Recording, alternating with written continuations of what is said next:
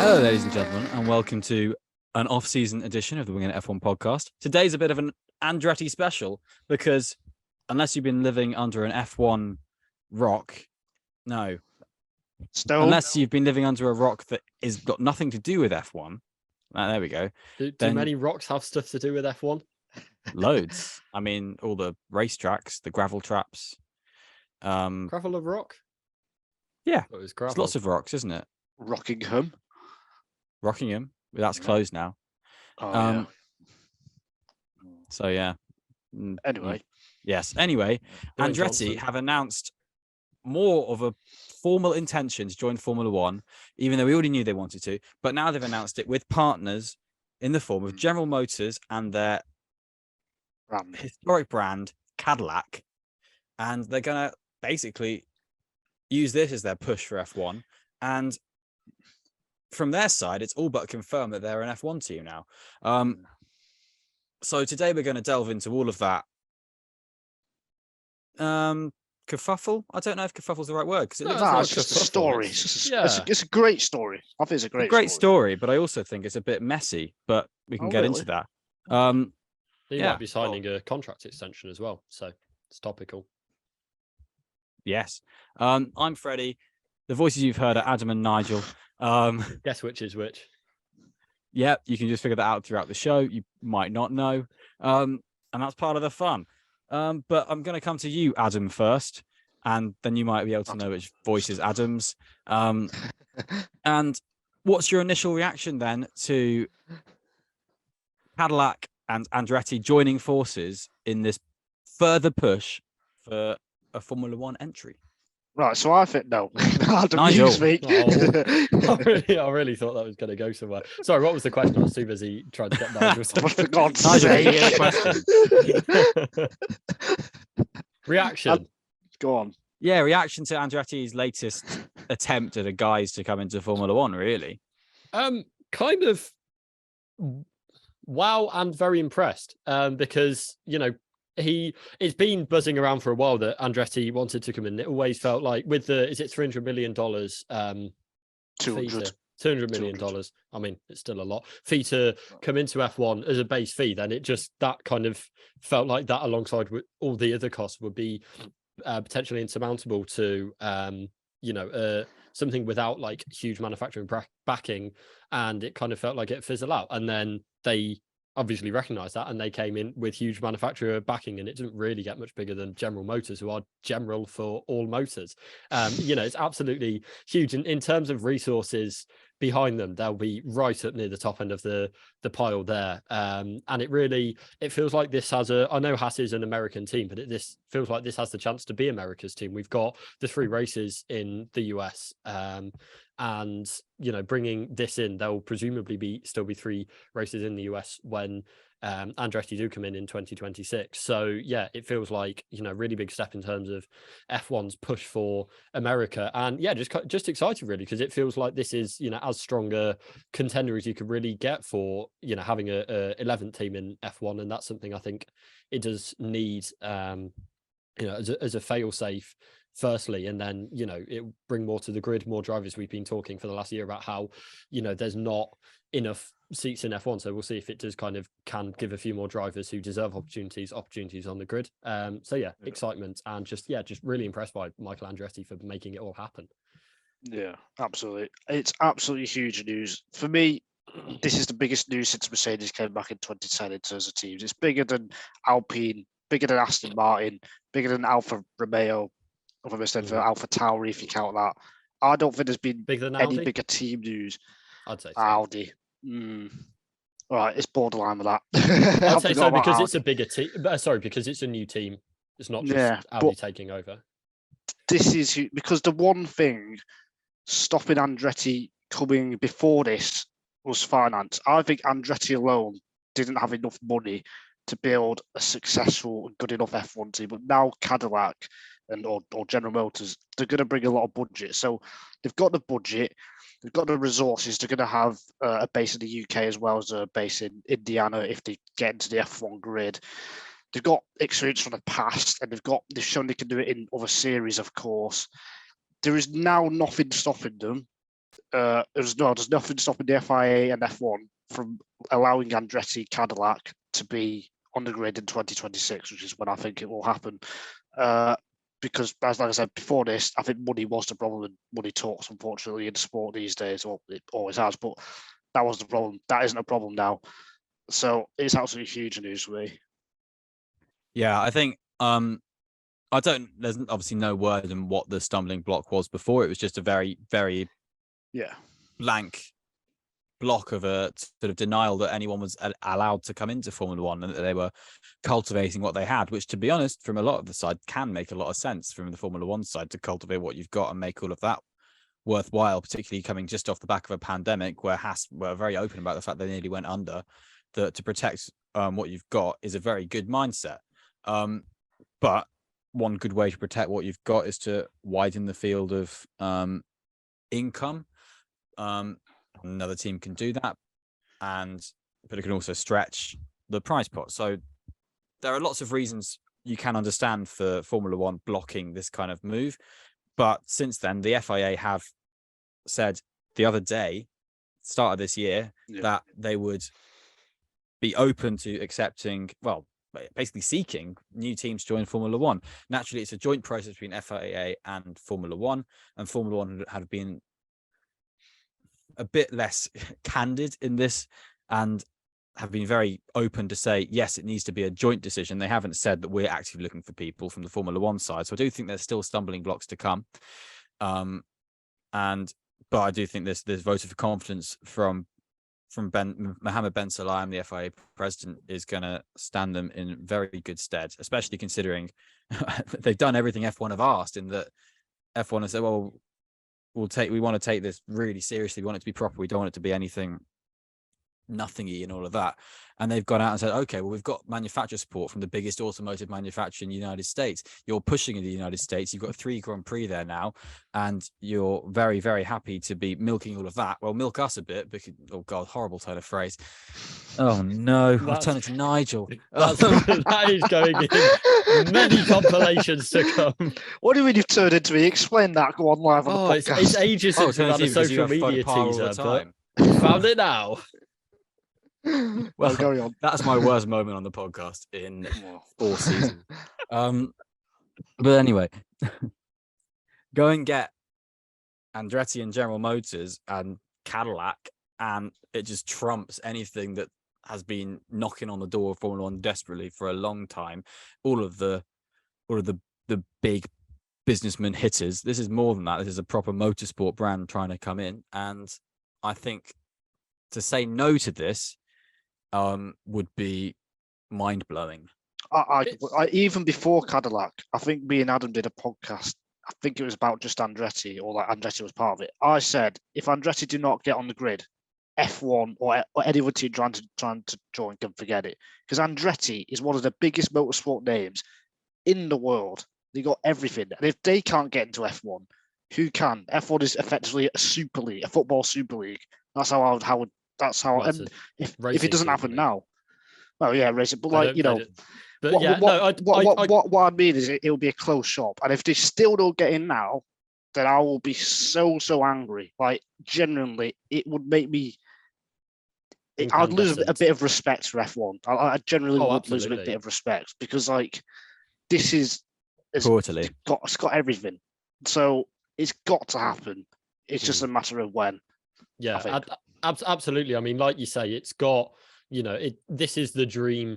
Really, if you could put something down on paper, this would be the dream partnership. Or it's absolutely huge. General was absolutely huge in the US, and I just, there's no real excuse. Like you say, if this doesn't get in, it is just admitting that F1's a closed shop, and that is, that won't be good. And if some teams don't like it, teams are going to be dwarfed by this. They are, as we said, absolutely huge. It's up there with Mercedes and Audi in terms of backing, and that is going to put them ahead of some teams in terms of the resources available. But A, we're in the cost cap era, and B, that's F1. It shouldn't just be, well, you're protected because you were in this club before anyone else, and that's that. There needs to be that competition and that ability for new competition to come in and really attack it and see what they can make of it. I mean, this feels I think this could be as big as Red Bull coming in. I think they could have that kind of impact Wow. on the sport.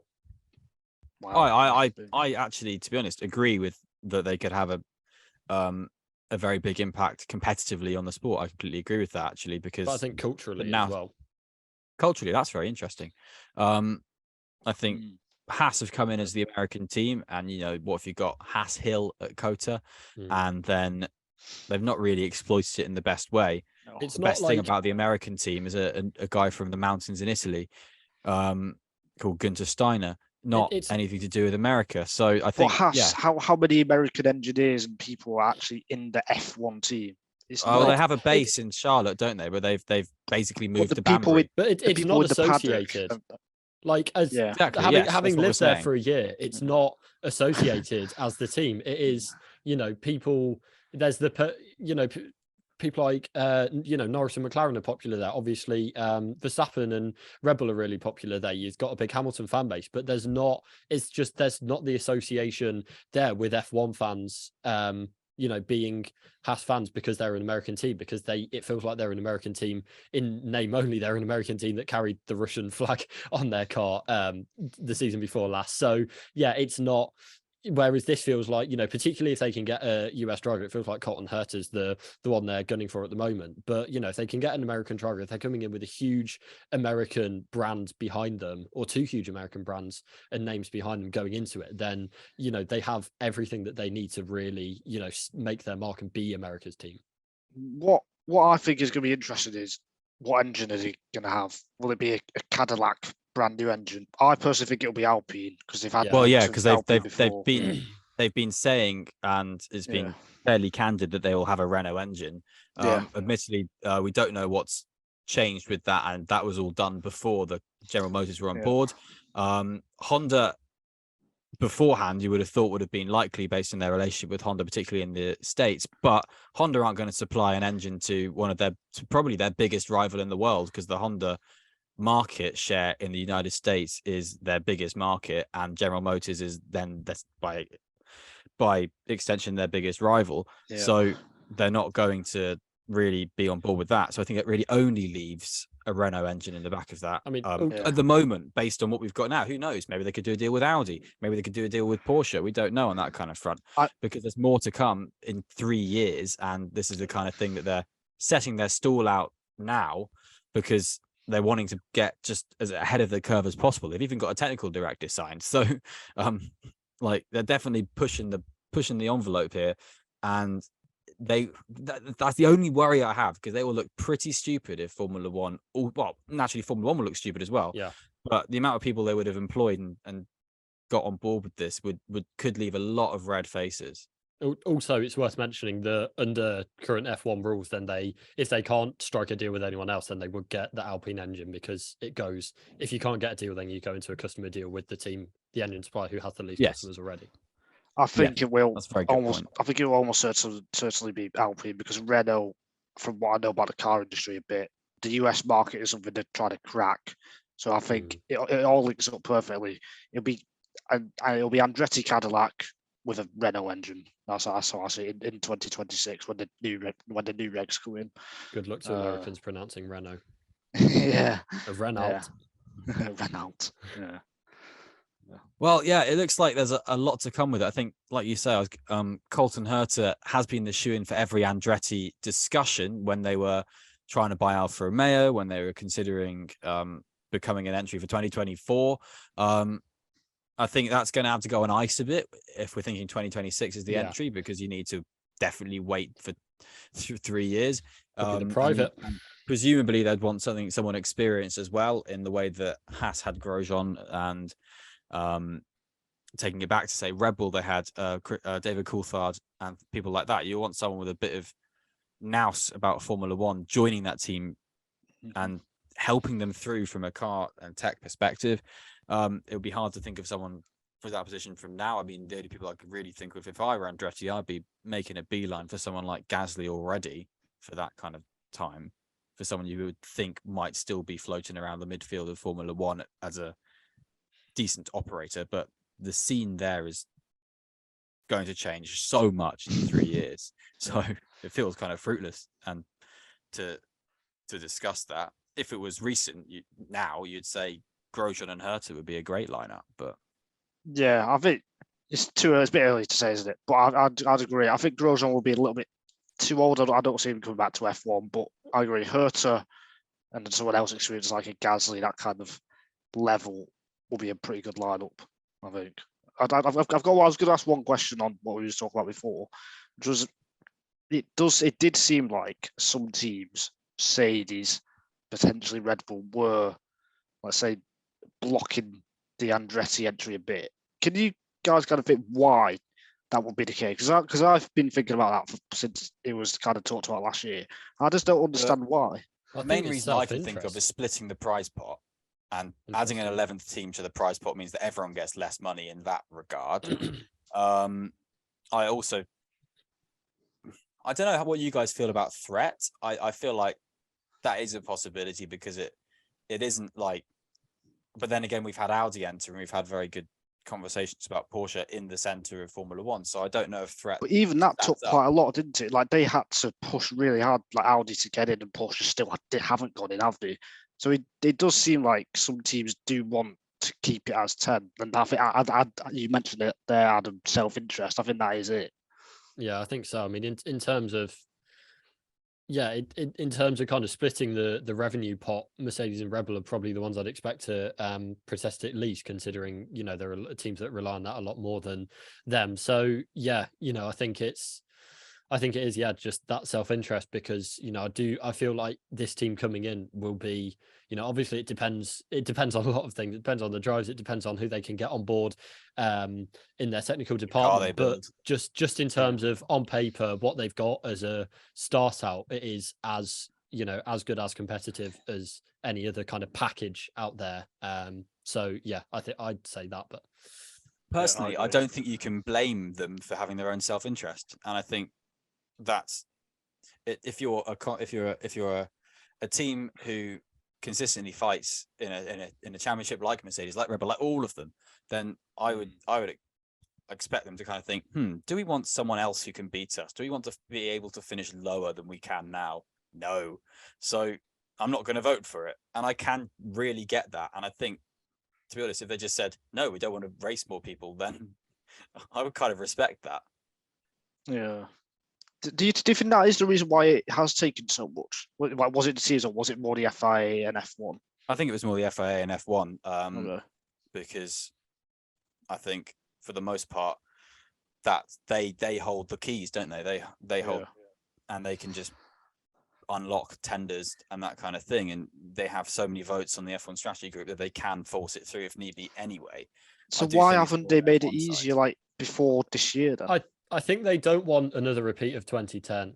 That would be my guess. Is they don't want teams coming in who can't hack it, who aren't going to be coming into a competitive, who don't have a good long-term business plan and strategy for how they're going to get up the grid. So yeah, I think it's that they are ultimately they're trying to protect the brand and the competitiveness of the brand, and having Andretti-Cadillac, having Porsche, having Audi, and make it more competitive. Having Andretti on its own without that backing, there's a lot more potential to go wrong.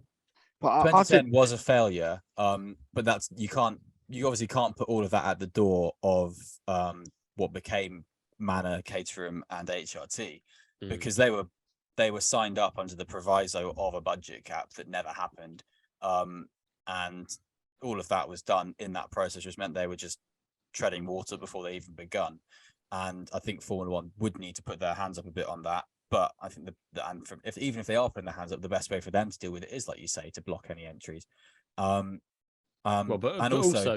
when you consider that, like we were just talking about drivers, you had 4 more seats on the grid in 2011, 2010. But did it add to the quality of drivers in Formula One? Arguably no, and it just adds more seats for people to buy.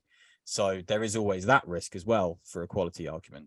I mean, regardless of budget cap or not, I think HRT would have been miles off and folded when they did, regardless, because there was just kind of fundamental organizational issues there in those USGP that never even got to the grid. So I think it's just dare we even speak about Pantera? I mean, but yeah, I'm interested to see what it does to the kind of driver access, because it is, will we see kind of another Mazepin or like Roy Nissany if he could ever get the super license points. Like it's whether it does genuinely open up to more drivers who deserve it on the merit of what they've put out there in junior formula or in other series, or does it, will the kind of, at least the ratio still be the same? Well, it depends on how everything filters through to the smaller teams with prize money and so on. But I don't think that's a problem with Andretti, because they've been speaking about having Formula 2 teams and Formula 3 teams as well, and really getting involved. You don't know how much of that they're saying to sweeten their deal with Formula 1 and to rub people up the right way. But you don't say that kind of thing lightly. And that can kind of point itself to, again, bringing it back to the Team USA kind of thing, to really establishing themselves in European motorsport, because that's where Formula 2 and Formula 3 mostly lie, and giving an even bigger sort of shot for any of this, for all drivers really. And I think it sort of lends itself pretty well to negating anything about driver worries.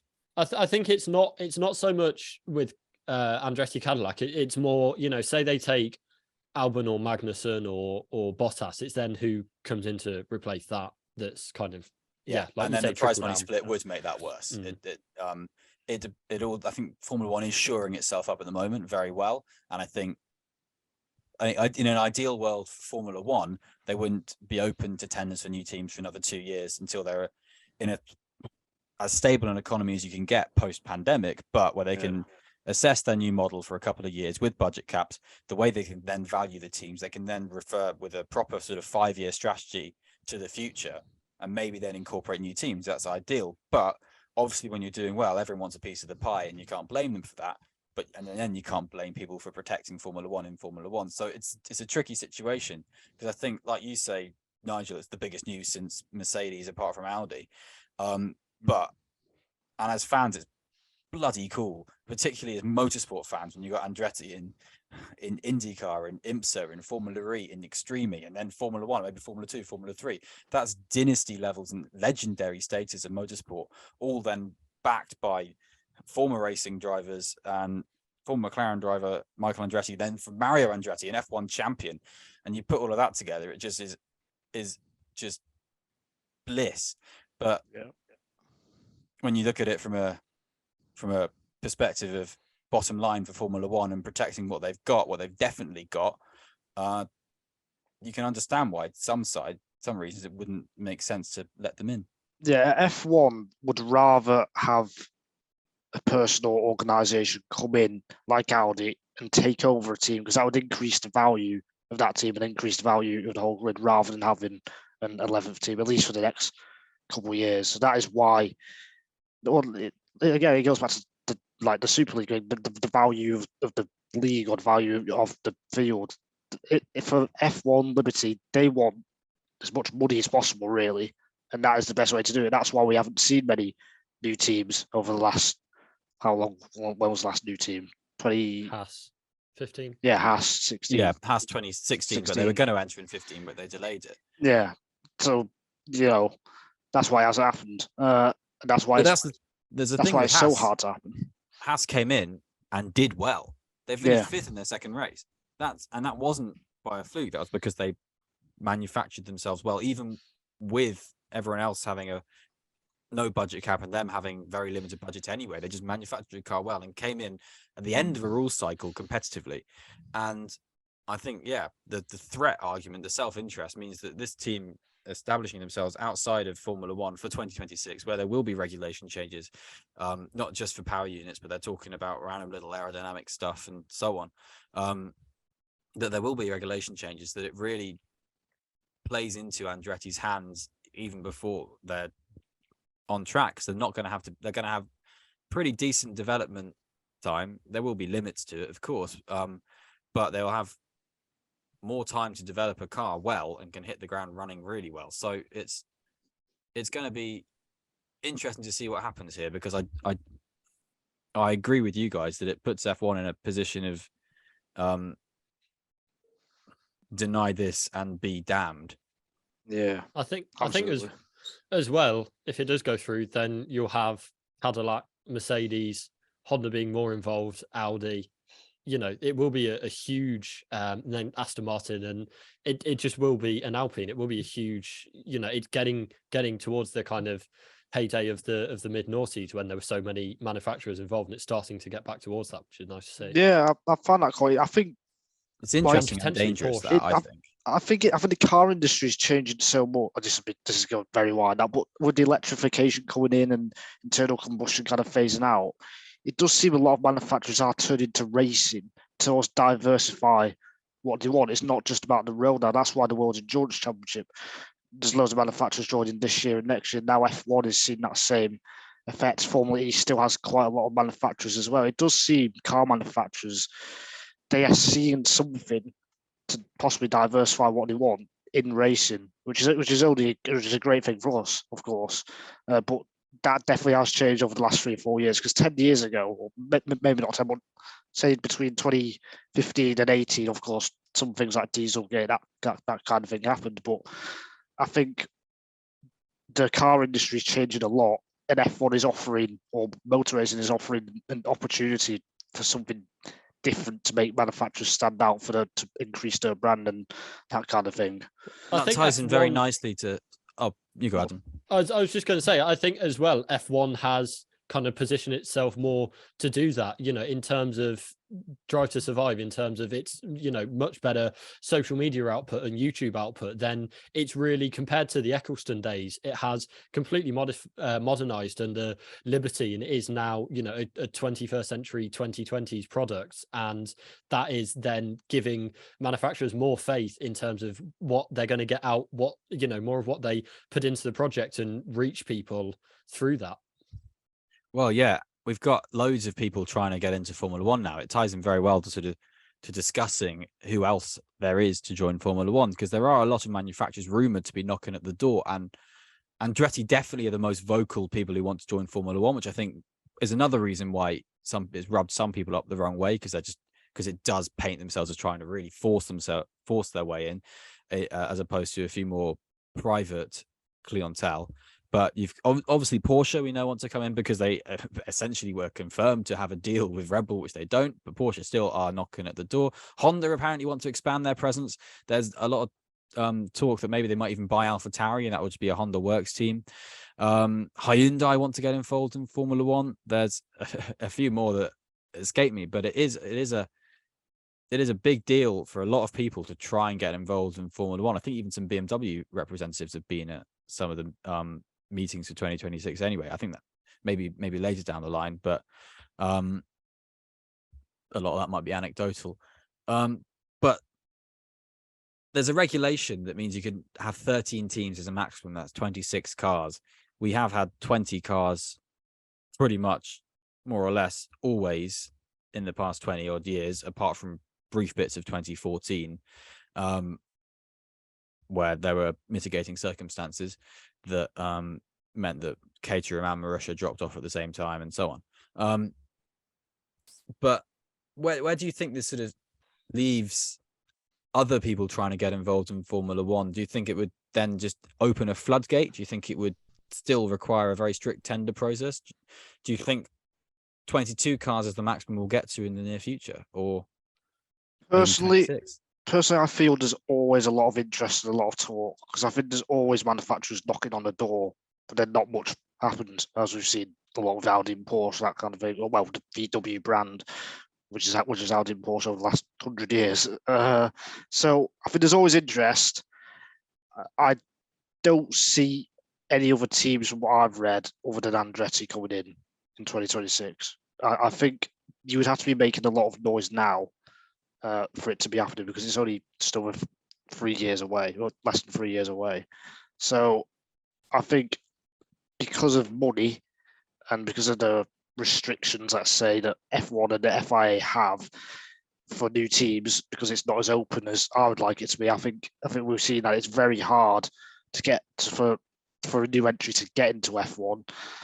I think it'll just be Andretti that comes in.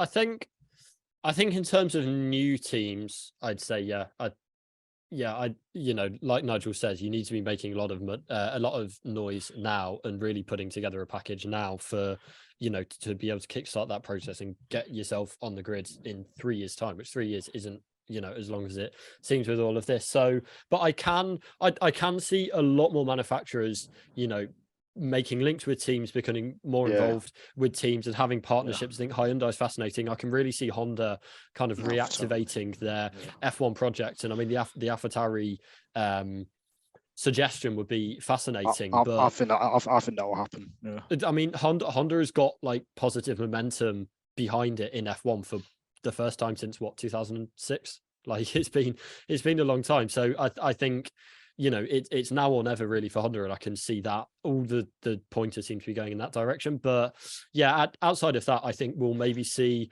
a lot more partnerships be kind of forged through that. But yeah, in terms of 12th team, I'm not sure we'll have one by 2026. It is still too hard to get into F1, unfortunately. But for the reasons we talked about before, for the value that Liberty and F1 want for the grid, we understand why. But as a fan, it is still too hard. And for the new entries, obviously, it is still too hard. But that's just the way it is because of money. For me, I think there are sides to it, and I think protecting what you've got is the most important. I think as a fan, I want everyone working there to not be out of a job just because it makes it more exciting to have more cars, or at least one team to just be in that boat. You look at the 80s and 90s, you look at all of the entries there, and it's just ridiculous and a waste of money, frankly, and a waste of people's careers letting all of that kind of thing happen. That opportunity to just have a bit of money, throw yourself into F1, get that chance to be in F1, even if it doesn't work out. I quite like that. I prefer that over what we've got now. I think you should be, if you've got the money, which should be less than it is, but inflation and the way the world's gone, if you've got the money, if you've got the team members, I think you should be allowed to come into F1. It should be a lot easier. See, I think that's romantic, but I think if you've got the money, that's fine. But if you've got the money to do something stupid, doesn't necessarily mean you should, and things like that. Because I think you look at a lot, like all these sort of teams that came in around that time, there were so many like random teams like Onyx, Life, Pacific, all of that. And the only two that are still here are Stewart and Jordan. And that's just because they came in and did well straight away. If they hadn't have done, they would have been right at the bottom and everything would have just gone bust and done nothing. And that's what happened to so many people. But that's the business's decision, isn't it? And if they think at the time it was the right decision, which turned out was wrong for 95% of them, that is their fault. Oh, but totally. I think it is their fault. It is their fault, but I don't think they should be gambling. I think Formula One shouldn't be allowing people to gamble like that. They have a degree of care for the people going. I think if they can prove it, though, and I think the restrictions are still too exactly. tight, I think then it should be can prove it. Yeah, but I still think the restrictions are too tight because I think even without Cadillac, Andretti should have been allowed in. That's always been my view. I think it's just, the competitiveness. If you've got teams that can come in and prove that they have the willpower and, the resources and the plan to be competitive, for the top 10 at a minimum, then that's fine. It's just, making sure that is what's there, that you're not going to get a team coming in, running around in 21st and 22nd for 2 years and then going bust. So yeah, I think it's, it is kind of the due diligence and the, actually making sure that you've got proof in the pudding before you let the teams in, because it doesn't, it doesn't help. I mean, even, look at Williams over, in 2019 and 20, where really there were 9 teams that were competing for the rest of the finishing spots. So I think that's where it is. It needs to have teams coming in that can reasonably and realistically be competitive. But as long as that's the case, I think within reason, the more the merrier. Yeah, I agree. Yeah, I agree with that. And realistically, now it's time will tell. So it isn't a done deal, we know that, but hopefully it will be a done deal at some point. These kind of things require a lot of lawyers, a lot of paper, but it seems from Andretti and Cadillac's side that this is a done deal in their eyes. If they've got plans for factories and so on, they're very confident. So fingers crossed from our side as fans that we're going to see, hopefully, the birth of a new Formula One era and a new sporting era for Andretti and motorsport. Maybe we're getting too hyper. No, it's got to happen. Never. It's got to happen. And if it doesn't happen, really then it'll is. be the first episode of the Bring If it Back does, V6's podcast. if it doesn't happen, honestly, just do 40 minutes of me shouting. Oh God. We do that anyway. Look forward to that in 2025. Goodness me. Nigel's going to be hoarse. As in like the animal. Yes. No, it's in like when your voice goes hoarse. Oh, I thought you meant I'm going to be You're like gonna have a become a horse. no. Oh, okay. That's Okay. that doesn't happen when you Four- speak. four Horses legs. don't speak. You know, that one wasn't actually endearing.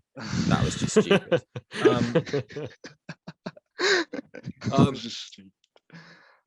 But yeah, we'll be back soon in this off season, guys. Nigel and I are going to try and do a Formula E preview podcast before the Formula E season We will. starts. Shall we do it, Freddie? Let's decide now. Shall we do it? Just do it after, No. after we've logged off. No, okay, right, I'll we're not edit doing this it. together and you can do that. I've got to go and have dinner.